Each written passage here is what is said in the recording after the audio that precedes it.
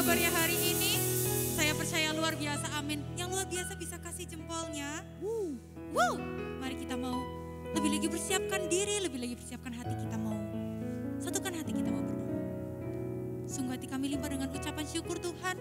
Karena kasih-Mu, karena kebaikan-Mu Bapa. Engkau masih memberikan kami kesempatan untuk lebih lagi beribadah Bapa kepada-Mu. Kiranya segala puji dan penyembahan kami Bapa itu hanya untuk satu nama, yaitu nama Tuhan Yesus Kristus Bapa. Biarkan hanya Engkau yang disenangkan Bapa. Di dalam nama Tuhan Yesus, di dalam nama Tuhan Yesus kami telah berdoa dan mengucap syukur. Haleluya, haleluya, amin. Seberapa banyak di sini Bapak Ibu Saudara yang percaya bahwa Tuhan tak akan meninggalkan setiap kita, bisa lambaikan tangannya, bisa beri tepuk tangan yang terbaik bagi nama Tuhan. Haleluya.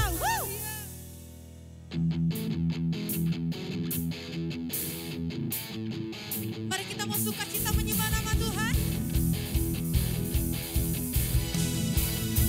So, kami percaya Bapak, dengan Engkau akan membawakan kami kemenangan ke kemenangan yang lain.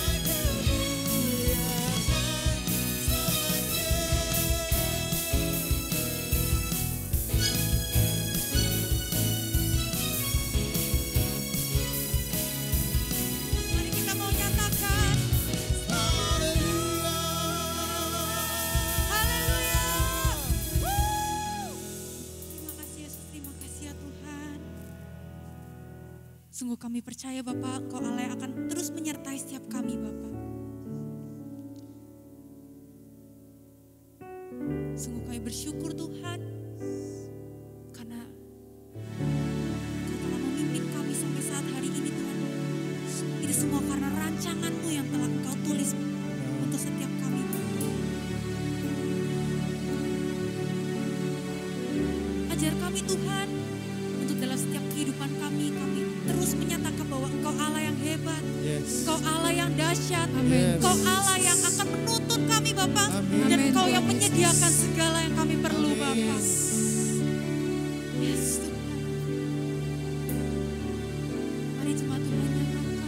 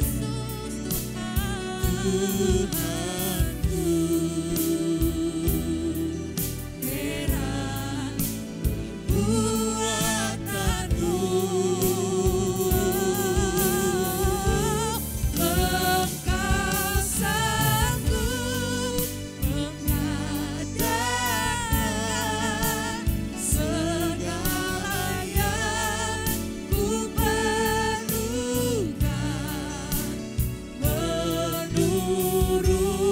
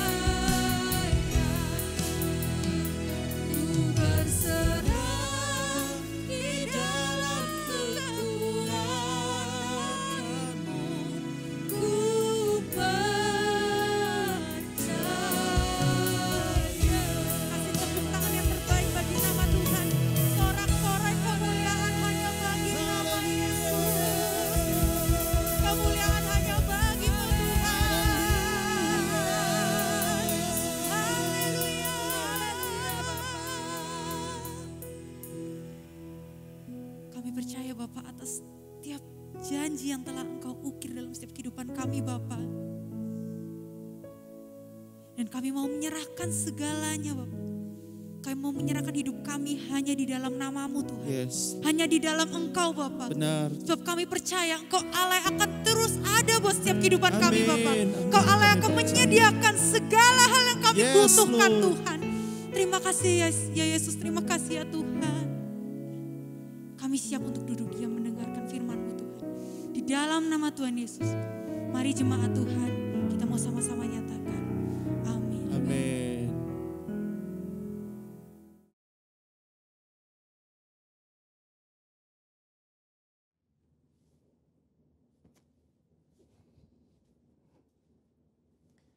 Shalom saudara, saya berdoa kita semua baik dalam lindungan Tuhan. Saat ini kita sedang berada di era postmodernism, di mana salah satu cirinya ialah pendapat pribadi dianggap sebagai hal yang harus diperhatikan dan didengar. Sehingga hal tersebut mendapat tempat prioritas dalam kehidupan seseorang. Apa yang dahulu dipercaya dan diajar sebagai sebuah kebenaran, kini dikritisi dan dipertanyakan. Akibatnya, kebenaran atau fakta menjadi sebuah hal yang relatif. Dan orang akan cenderung mengutamakan dan mempercayai apa yang dia ingin percayai menurut perasaan dan keinginan hatinya. Begitu pula jika kita membahas mengenai persoalan gender dan LGBTQ. Hal-hal mengenai moralitas dan seksualitas yang sudah dipegang dan dipahami sejak lama, kini dipertanyakan dan diabaikan serta dianggap sebagai sesuatu yang salah dan tidak relevan. Tentu saja pandangan yang menyatakan bahwa setiap orang benar dan bebas melakukan apa yang ia inginkan menurut keinginan dan perasaannya adalah tidak benar. Nah, Voice of Pentecost hari ini adalah seri pertama dari seri Gender Identity Challenge dan LGBTQ. Gender identity adalah identitas jenis kelamin di mana seseorang dapat mengerti dan meyakini jenis kelaminnya berdasarkan organ seksualnya. Dan menjalani kehidupannya sebagai seorang individu berdasarkan organ seksual bawaan lahir yang telah Tuhan anugerahkan. Jika sejak awal penentuan gender identity-nya sudah benar, maka jika terjadi preferensi seksual yang menyimpang seperti LGBTQ dapat ditangani. Namun jika penentuan gender identity-nya sudah salah, maka preferensi seksualnya pun pasti akan jadi salah. Pandangan yang beredar saat ini ialah bahwa seseorang bisa dan berhak untuk menentukan gender identity-nya sendiri. Bukan berdasarkan organ reproduksi seksualnya, namun berdasarkan perasaan dan keinginan sendiri. Jadi bisa saja seorang pria yang secara biologis adalah laki-laki, namun karena ia merasa dan menyatakan dirinya sebagai wanita, maka ia dipanggil perempuan dan menggunakan fasilitas umum yang digunakan oleh wanita. Bahkan memiliki ketertarikan dan hasrat seksual terhadap seorang pria. Begitu pula sebaliknya. Pandangan ini telah diterima luas dan dilindungi di berbagai negara. Sehingga segala sesuatu yang berhubungan dengan seksualitas, gender identity dan penyimpangan preferensi seksual termasuk LGBTQ harus diterima dan bukan merupakan sebuah kelainan. Namun bagaimana menurut Alkitab?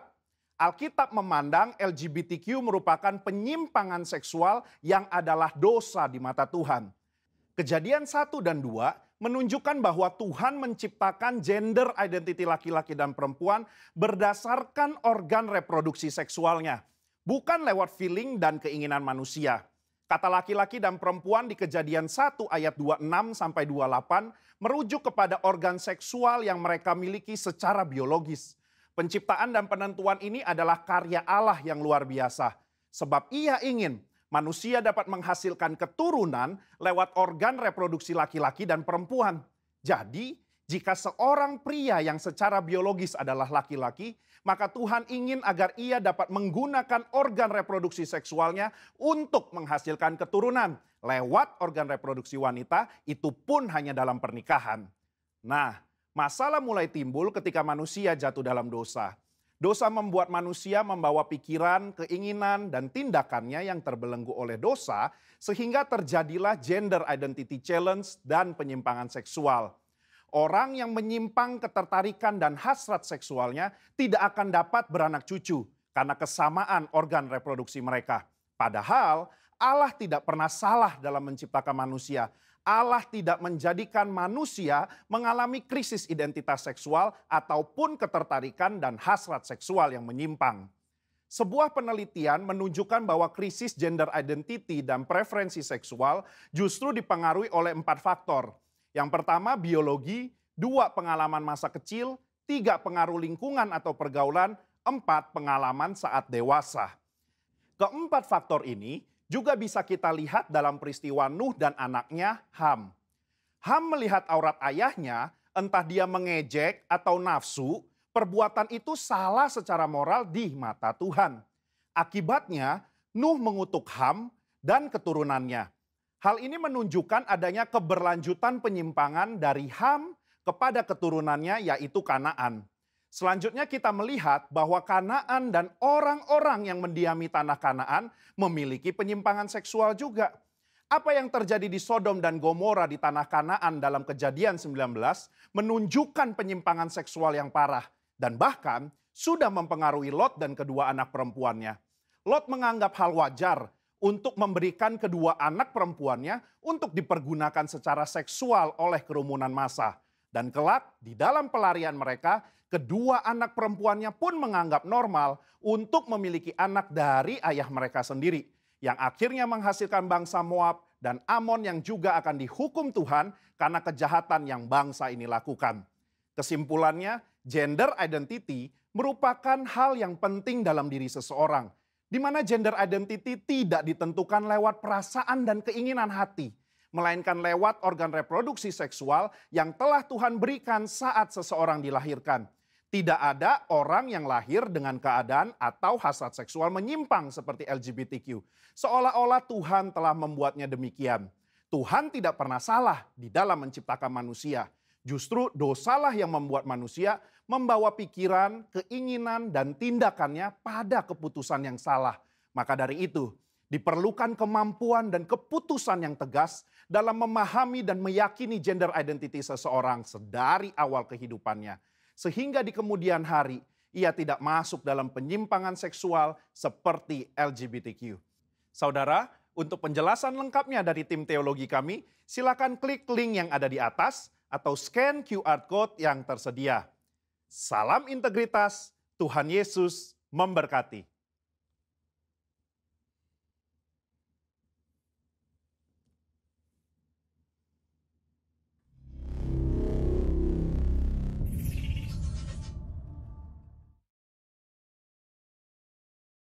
Shalom Bapak Ibu Saudaraku yang dikasihi oleh Tuhan.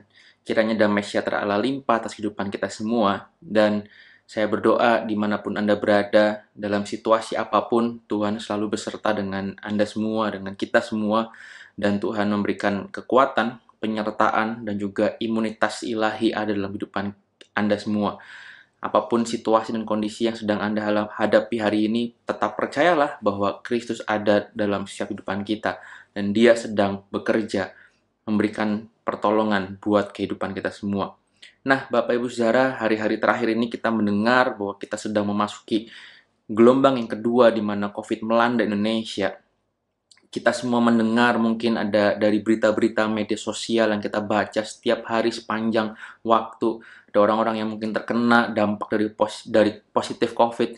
Dan juga mungkin buat Bapak Ibu Saudara terkena dampak secara ekonomi, pekerjaan, dan lain hal sebagainya. Ada mungkin orang-orang yang terdekat sudah mulai terkena dan kita mulai menghadapi kecemasan. Nah, Bapak Ibu Saudara, pesan Tuhan hari ini dalam kehidupan kita adalah bahwa bagaimana kita tetap tenang, tetap ada bersama-sama dengan Kristus, memiliki pikiran yang tenang bersama dengan Kristus, di mana kecemasan dapat datang, kecemasan mungkin boleh datang dalam kehidupan kita. Dan secara dasarnya Bapak Ibu Saudara, cemas itu merupakan sebuah sistem, sistem pertahanan dalam hidup kita, di mana cemas itu menandakan ada sesuatu yang penting, mendesak, ada sebuah sikap emergensi yang membutuhkan effort, daya lebih untuk kita hadapi. Tetapi saya mau ingatkan bahwa cemas boleh aja ada dalam kehidupan kita, tetapi jangan sampai berubah menjadi kecemasan, di mana cemas itu sudah menguasai hidup kita. Izinkan saya mengutip dari sebuah website yang melayani kesehatan, dikatakan bahwa kecemasan itu dapat mengganggu saraf pusat kita. Karena pada waktu kita mengalami kecemasan, kita bisa mengalami sakit kepala, pusing, dan juga depresi. Hal ini disebabkan karena adanya hormon yang terus membanjiri otak kita, yaitu adrenalin dan juga kortisol. Bukan cuma itu, ternyata dalam sistem pernafasan kita juga pada waktu kita menghadapi kecemasan dapat terganggu karena menyebabkan detak jantung kita mulai meningkat dan kemudian mengalami nyeri di dada. Maka bagi Bapak Saudara yang penderita jantung dan juga darah tinggi, Anda mengalami resiko yang lebih pada waktu kita mengalami kecemasan. Bukan itu saja, dalam sistem pencernaan kita juga ternyata kecemasan membuat kita punya sakit perut, mual, kehilangan nafsu makan, dan pada akhirnya menyerang sistem imun kita.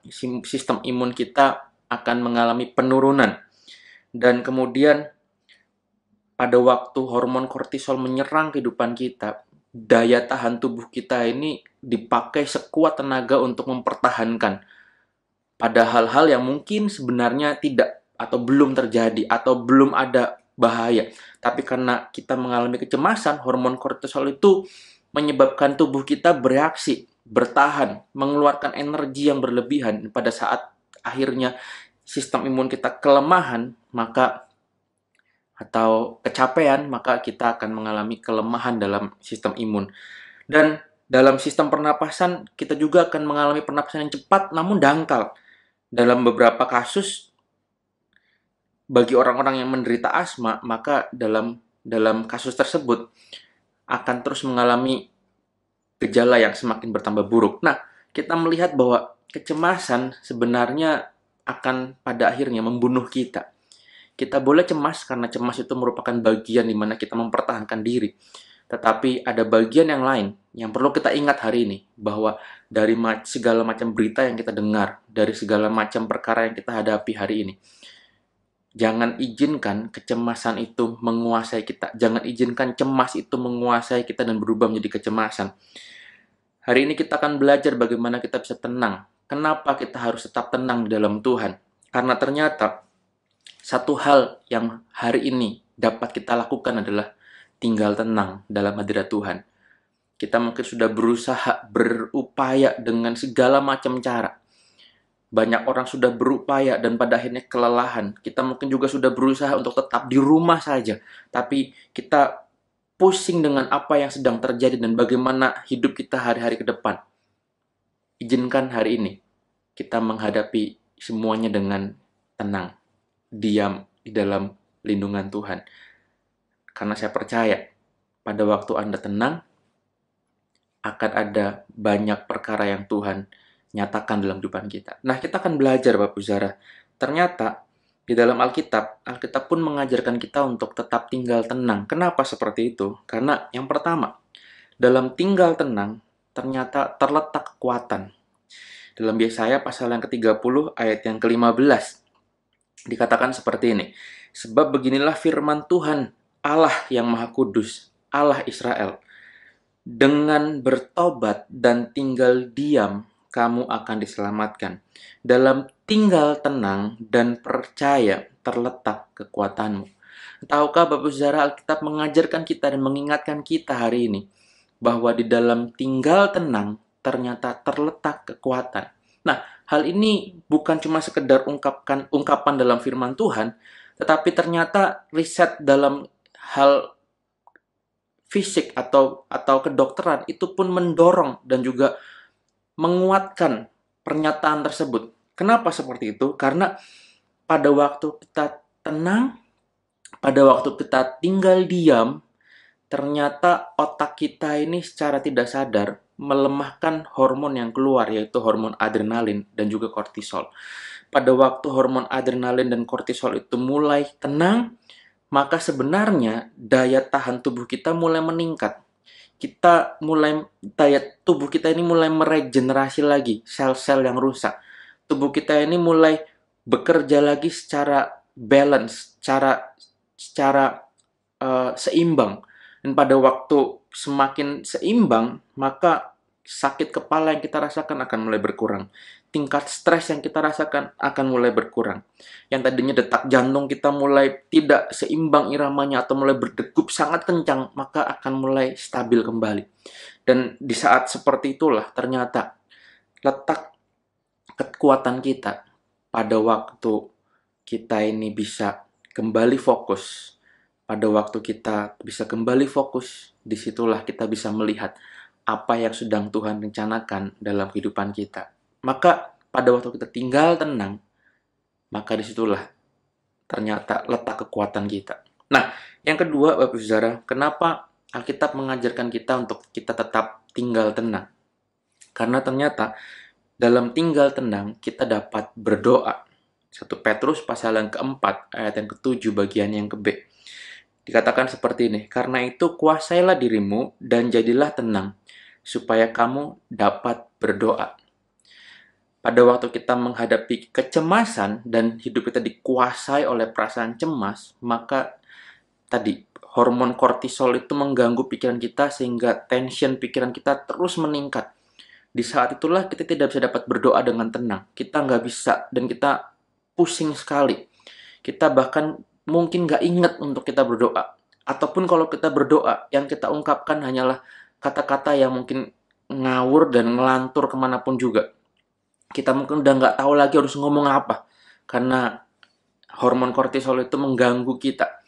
Dan tubuh kita ini mulai mengalami dan juga ikut berperang dengan semua hal yang bahkan mungkin belum pernah akan kita hadapi. Atau belum akan kita hadapi. Nah, makanya firman Tuhan berkata, jadilah tenang supaya kita bisa dapat berdoa. Nah, pada waktu kita tenang, kita tahu Bapak Saudara, apa yang kita doakan, bagaimana kita harus doa, bagaimana kita harus berpikir. Karena apa? Karena pada waktu kita mulai tenang, tubuh kita pun akan mulai mengeluarkan hormon yang sebaliknya daripada waktu kita cemas. Pada waktu kita tenang, kita bisa berdoa kepada Tuhan. Dan doa yang kita sampaikan dalam posisi yang tenang, itu bisa membuat kehidupan kita jauh melihat jawaban Tuhan atas apa yang sedang terjadi. Saya kasih sebuah perumpamaan beberapa waktu yang lalu. Saya khotbah di beberapa tempat. Saya memberikan perumpamaan bahwa pada waktu kita sebagai orang tua punya anak yang tantrum atau dia nangis-nangis menginginkan sesuatu, seringkali cara yang terbaik adalah dengan membiarkan anak tersebut sampai energinya habis, maka tantrumnya berhenti. Tapi pada waktu tantrum diladenin, kita membuat apa yang gerakan-gerakan yang kemudian memfokuskan pada anak yang tantrum, maka tantrumnya akan semakin jadi, nangisnya akan semakin jadi, teriak-teriaknya akan semakin jadi. Pada waktu didiamkan sampai pada akhirnya capek, anak itu akan berhenti dengan sendirinya. Nah, seringkali kita juga sama seperti itu. Pada waktu kita berdoa dalam kondisi yang cemas, dalam kecemasan yang menguasai kehidupan kita, dan kita berdoa, kita seperti anak yang tantrum. Kita meminta sama Tuhan, tapi Tuhan gak jawab. Makanya kita terus berdoa, kita terus mencari wajah Tuhan, kita terus seolah-olah caper sama Tuhan. Kita terus meminta dan meminta. Tapi mungkin jawaban Tuhan bukan itu. Dan seringkali pada waktu kita mulai tantrum di hadapan Tuhan, yang Tuhan lakukan adalah sama seperti orang tua lakukan, berdiam. Nah, maka saya mau mendorong Bapak Saudara, dalam tinggal tenang, mungkin saja itu akan mempercepat jawaban doa atas kehidupan kita. Pada waktu kita tinggal tenang, mungkin saja pertolongan Tuhan akan segera datang. Karena dengan kondisi kita tenang, kita dikatakan firman Tuhan, dalam kondisi tenanglah kita akan dapat berdoa. Nah, yang ketiga, yang terakhir Bapak Saudara, kenapa Alkitab mengajarkan kita untuk tinggal tenang? Karena ternyata dalam tinggal tenang, kita ini mengizinkan Tuhan bekerja. Sekali waktu bangsa Israel keluar dari tanah Mesir, lalu mereka pastinya akan menghadapi peperangan demi peperangan. Ada banyak halangan yang akan dihadapi oleh bangsa Israel. Tapi sekali waktu dalam Keluaran pasal yang ke-14, di ayat yang ke-14, dikatakan seperti ini. Tuhan akan berperang untuk kamu, dan kamu akan diam saja. Nah, tahukah Bapak Saudara, kebiasaan kita adalah apa yang harus kita lakukan. Kita mungkin terbiasa seringkali sibuk dengan apa yang ingin kita lakukan. Memang itu nggak ada yang salah dengan itu, memang nggak ada yang salah dengan apa yang perlu kita lakukan, karena iman tanpa perbuatan adalah mati. Kita perlu melakukan segala macam upaya dalam kehidupan kita, supaya Tuhan memberkati, supaya Tuhan menyertai. Kita perlu keluar, kita perlu bekerja, kita perlu melayani dan lain sebagainya. Kita mungkin nggak hanya diam diri saja. Tetapi ada kalanya dalam segala macam situasi dan kondisi yang sudah di luar kontrol kita, cara terbaik adalah dengan kita tetap tinggal tenang di dalam hadirat Tuhan dan mengizinkan Tuhan bekerja dalam hidup kita. Jadi ingat Bapak Saudara, pada waktu semua situasi dan kondisi mungkin menyerang hidup kita dan rasanya tidak ada lagi yang dapat kita lakukan, mungkin inilah waktunya untuk kita berserah dan tinggal tenang, mengizinkan Tuhan bekerja. Karena Tuhan berkata, Tuhan akan berperang untuk kamu, dan kamu hanya diam saja. Mungkin buat beberapa orang, diam saja itu susah, tetapi hari ini, mungkin ini buat kita semua, bahwa kalau ada yang kita ingin lakukan, tapi sudah tidak ada jalan lagi, inilah waktunya untuk kita tetap diam, dan izinkan Tuhan yang bekerja. Nah, pada akhirnya Bapak Saudara, saya berdoa dalam situasi yang sulit ini, dalam situasi yang tidak mudah, penuh dengan tantangan. Saya berdoa kiranya kita tetap bisa mendapatkan ketenangan dari Tuhan. Karena dengan tenanglah kita bisa berpikir dengan lebih jernih, kita bisa berdoa, kita bisa melihat jawaban Tuhan atas doa-doa kita bisa melihat bahwa ada kekuatan Tuhan dalam kehidupan kita. Dengan kita tinggal tenanglah, maka kita bisa melihat Tuhan bekerja. Karena itu ayat firman Tuhan yang terakhir buat kita semua. Mazmur pasal yang ke-46 ayat yang ke-10 dikatakan seperti ini. Diamlah dan ketahuilah bahwa akulah Tuhan. Aku ditinggikan di antara bangsa-bangsa, ditinggikan di bumi. Saya izinkan saya membacanya dalam terjemahan yang lain, dikatakan, Be still and know that I am God. Be still, diamlah dan ketahuilah bahwa akulah Tuhan. Apapun situasi Anda hari ini, Bapak Saudara, ketahuilah bahwa Dia masih tetap Tuhan dan Dia akan ditinggikan di antara bangsa-bangsa. Saya berdoa kiranya kita hari ini tetap percaya dalam keterdiaman kita, dalam ketenangan kita, tetap percaya bahwa Tuhan masih Allah yang bekerja dalam kehidupan kita, sekarang dan selamanya. Immanuel, Tuhan menyertai kita semua. Mari kita berdoa. Bapa di surga, renungan pagi hari ini yang singkat ini, kami berdoa kiranya itu tertanam dalam kehidupan kami, dalam situasi yang mungkin membuat kami cemas hari-hari ini, tapi kami mau mengandalkan Engkau. Karena itu, izinkan damai sejahtera-Mu limpah dalam kehidupan kami, untuk kami boleh tetap tinggal tenang dan tidak dikuasai oleh kecemasan, oleh kekhawatiran. Tapi kami mau melihat bahwa Tuhan berperkara dalam kehidupan kami. Kami akan diam saja dan Engkau akan berperang atas kehidupan kami. Kami boleh melihat bahwa rancangan-Mu damai sejahtera, bukan kecelakaan. Hamba-Mu berdoa saat hari ini Tuhan, untuk orang-orang yang membaca dan mendengar apa yang disampaikan pada hari ini. Kiranya Tuhan memberikan pertolongan buat kehidupan mereka dalam situasi apapun, dalam mungkin kelemahan tubuh mereka, dalam penyakit yang sedang mereka hadapi, dalam persoalan yang sedang mereka gumuli. Tuhan, Engkau yang campur tangan, Engkau yang memberikan ketenangan buat setiap kehidupan mereka, sehingga dalam situasi-situasi ini, mereka boleh melihat bahwa nama Tuhan ditinggikan dan dipermuliakan. Kami sungguh bersyukur untuk hari ini. Dan kalau sebentar kami akan mengakhiri ibadah kami hari ini, kiranya kami kembali kepada aktivitas kami dengan menerima segala rahmat berkat daripada Allah Bapa, cinta kasih daripada Tuhan Yesus Kristus yang menyertai kehidupan kami, mulai hari ini sampai Engkau menjemput kami yang kedua kalinya. Immanuel, Tuhan beserta dengan kita semua. Hanya dalam nama Tuhan Yesus yang menerima sama-sama katakan, Amin. Tuhan Yesus memberkati.